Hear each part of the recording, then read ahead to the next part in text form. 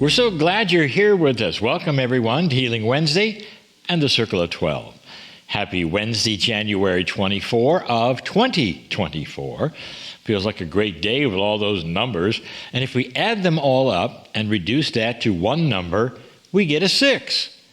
Now, that's important because in Tibetan numerology, 6 represents sacred communications, harmony, balance, and love. Quite a wonderful energy to accompany our evening, don't you think? I never thought about that, Lee, but absolutely it's a beautiful way to have the energy accompany our evening. And even though this is our 4th Healing Wednesday program, are you aware that there is one more program to come this month? Well, it's not just any program, but a special 5th Wednesday program.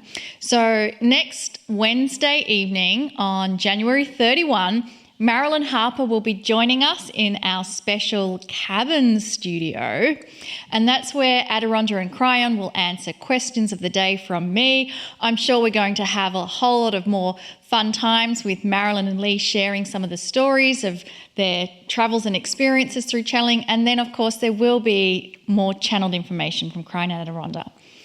But right now it is time for some affirmations. And we're going to use the same affirmations from the last 3 weeks. Are you ready to join one last time?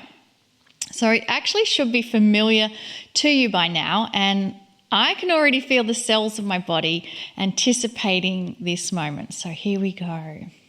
Dear Creator, I give thanks and celebrate our connection and the divine spark that resides within me.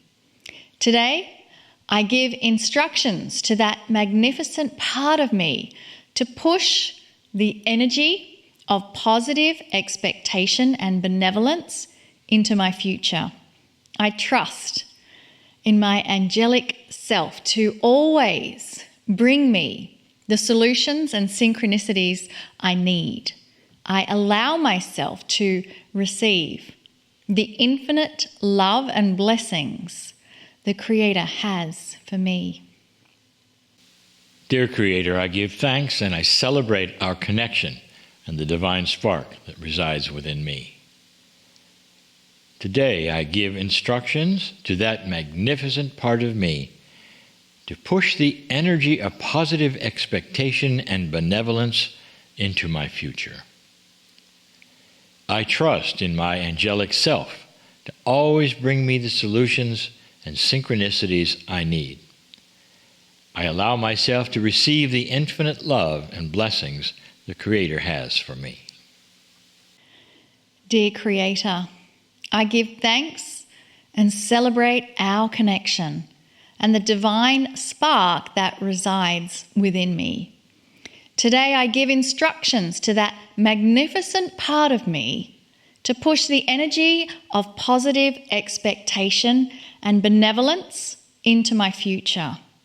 I trust in my angelic self to always bring me the solutions and synchronicities I need. I allow myself to receive the infinite love and blessings the Creator has for me. I really hope all you have enjoyed this month's affirmations. I have. Next month, in February, we'll have some brand new affirmations to share. If you enjoy affirmations as much as we do and want to know more about how to create them, you might want to check out our affirmations course within the Chrysalis Academy. It's easy to navigate to there. It's just in CryonMasters.com. I also want to remind you that you'll find all the affirmations we've given you all these Healing Wednesdays in your portal. So now we're going to take some questions. Navigate to there. It's just in CryonMasters.com. I also want to remind you that you'll find all the affirmations we've given you all these Healing Wednesdays in your portal. So now we're going to take some questions that have been submitted, and this question comes from Paul. Paul is in Hereford in England, and Paul is saying, no one in my circle of family, friends and colleagues are remotely spiritual in their thinking. I would love to impart some of what I now know through your beautiful work, as I think it would help them so much, especially in my work. But because I work in mainstream psychiatric care, I run the risk of trouble from my professional body. How can I help without being seen as too woo-woo? Paul, my woo-woo friend. Kryon has actually told us many times that the worst thing we might do at work is to give somebody a Kryon book. That's right from Kryon many times. What that means to me is never to become evangelistic with what we believe in any way. We come from a culture that has a perception that we should evangelize what we believe in order to help others we see. And that is everywhere. We see it constantly in both religion and in politics. It's even on the street when we walk around, people holding signs. In other words, it's almost the way things work. However, Kryon tells us that every human has a discernment engine that operates independently from any of that. So, even though it might not feel like the best way to help someone, we first have to acknowledge, and I know that you know this, that not everybody is ready for what we say is a larger truth. Our loving revelations about who we are and the help we have had from Kryon, including myself and others, it simply isn't for everyone. And you'd be right. You probably would be seen as major woo-woo. It might actually turn off people instead of helping them. I want to give you one of the biggest and most fun instructions from Kryon in all of this. Ready for it? Here it is, the quote from Kryon. Light workers everywhere, listen. Stop being weird. How does that help anyone on the planet ever? Instead, fit into your culture the best you can and show love, compassion, and kindness. End of quote. You know, when others around you are complaining and negative, just listen. Let them know you will send good energy to them and their family. Eventually, this kind of reaction, it gets a positive attention. Sometimes it just gets attention, but since many will see your ways and like them, and they wonder, how can you have such a good nature and balance when all around you there's negativity? How do you do it? Hey, look at this guy, he's balanced. I like that. I'll bet in psychiatric care this is important. Yeah? What happens next is classic and very predictable. Without telling anyone what you're about or what you're into, many want to be around you. You collect people because you're balanced, you're safe, you're kind, easy to be with, and you have an attractive way. You're not dangerous. You don't talk about things that they don't like. This is both for men and women.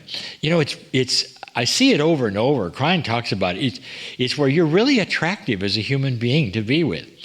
Then when the time is right, they may actually ask you about your beliefs. That's when you can tell them you've discovered a bigger, loving truth. It's really affected you, and it has nothing to do with religion. Let them know that right away. You may or may not get them to accept channeling, but you will get attention about your belief that has no doctrine, really no rules, and yet it affects you in such a loving, positive way.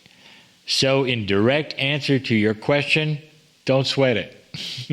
Let them come to you because you are showing balance in everyday life with those you work with. I think that's a wonderful answer, Lee, and I feel... It happened to me. Yeah. It actually happened to me. Yeah, I feel that it's like you have it inside, and both of us, I guess, in our workplace, where you just be compassionate, kind, and listen, and then all of a sudden, people want to know. I had an engineer I used to work with, and he used to make fun of Kryon. Kryon he called him Crybaby. Oh my gosh. And so, you just laugh it off and go there. And one day he wanted to talk to me. I said, what do you want? And he says, I've got some problems at home. Please help me. You seem to have figured it out. I haven't. And that was great. And that was the opportunity to talk about love and joy and balance and not Kryon. I think a lot of the times too, people want you to just listen. I know. It's true. Yeah, just to hold space. Yeah. And that's a really wonderful way to help people. Thanks for the question, Paul. Thanks for the answer, Lee. I'd like to move to another question. And this question comes from Monica. Monica is in Italy. And she's asking, I would like to ask Kryon, can we use the green mist as a healing tool for those we meet or for those we feel are in need? Is there a specific way to do this? I have a memory of having used baths in a green liquid for physical regeneration. I don't know if it's a fantasy. I would like to know more. Me too. But first, I love the green liquid fantasy. It's not a fantasy. I think it's an Akashic remembrance. The green mist idea from Kryon has a very ancient feel to me and probably has been around for centuries. I'm assuming most of you have seen and experienced a green mist by now. Hopefully you have. It's very powerful, and the first time we did it live with an audience, it created some wonderful immediate physical healings. However, it's a personal healing method, to answer your question, and not one that you can easily send to anyone. It's what I call experiential. That means you have to sit and experience it and call it into your own personal space in order to have it work. So I don't think it'll work as a healing tool that you could actually send to others. However, if you could get others to sit and experience it for themselves, that truly would be the best way. And you can do it anywhere you are. You don't have to watch one of the Green Mist programs. It's for everyone to use. You see how it works, and then you can practice. Our Green Mist program sets the example, and anyone can then do this same kind of a meditation with the angels of their choice. It works, and the healing energy that you can develop as the green mist surrounds you is really amazing. So that's what I suggest. Perhaps you can facilitate a green mist for your friends or those that you meet who would do it with you and wanted it. I think there is a healer in you, in your Akash.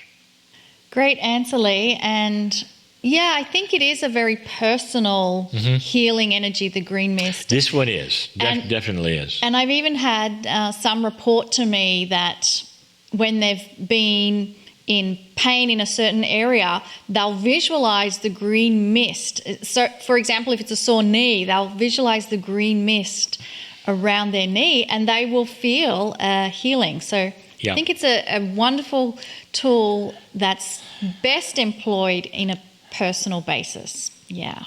All right. Yeah, all right. So I want to do another question before we do a meditation. And I've dug this up from the Kryon archives. And if you are wondering, where do I get these questions that people have asked Kryon? Listen carefully. Kryon.com. Okay, you got that? Kryon.com/questions, all lowercase. If you type that in to the URL, kryon.com/questions, will take you to the archives where all of these questions have been submitted to Kryon and answered, and that's where I'm pulling these questions from. So hopefully those who have been frantically trying to find where these question and answers to Kryon are now, you can go kryon.com/questions. I've said it a couple of times now, so hopefully it's sunk in. So here is the question that was asked to Kryon. Dear Kryon, what can you tell us about the process of being born from the perspective of the other side of the veil? What steps does a soul have to take to incarnate once again? And here is Kryon's answer. It's a process so grand that you cannot conceive of it.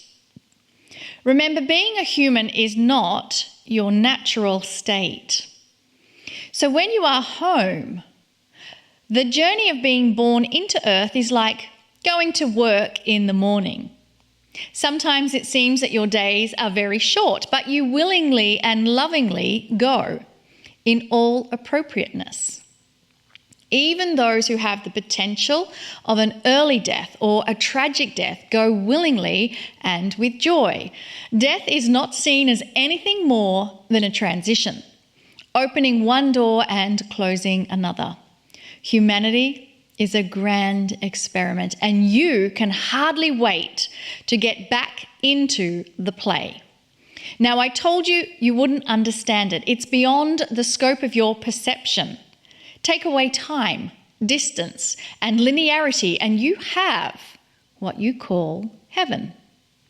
When you come to Earth, everything changes within what you think is real.